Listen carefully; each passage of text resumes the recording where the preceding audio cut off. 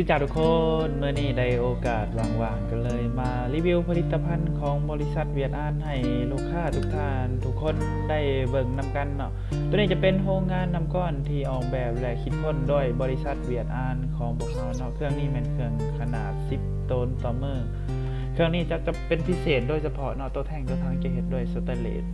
304เนาะถ้าว่าท่านใดสนใจเนาะบ่ว่าจะเป็นห้องน้ำก้อนขนาดน้อยนะตั้งแต่1 ต้น 2 ต้นขึ้นไปจนฮอด30 ต้นต่อมือเนาะบ่ว่าอยากได้เป็นตัวแท่งตัวทางสแตนเลสบ่หรือว่าอยากได้ตัวแท่งตัวทางสแตนเลสเนาะตัวโครงเป็นเหล็กทางบริษัทเฮาก็สามารถผลิตให้ลูกค้าทุกท่านได้เนาะถ้าว่าท่านใดอยากสอบถามรายละเอียดแม่นสอบถามได้ที่เบอร์โทร02092414141หรือว่าท่านใดอยู่เขตใกล้เขตเคียงอยู่นครหลวงเวียงจันทน์อยากเข้ามาเบิ่งสินค้าตัวจริงอยากเข้ามาเบิ่งผลิตภัณฑ์ตัวจริงก็เข้ามาเบิ่งมาชมได้นะของกันของเฮาตั้งอยู่บ้านห้องสุภาพเมืองไซเสถานครหลวงเวียงจันทน์ทางการยินดีต้อนรับทุกท่านทุกคน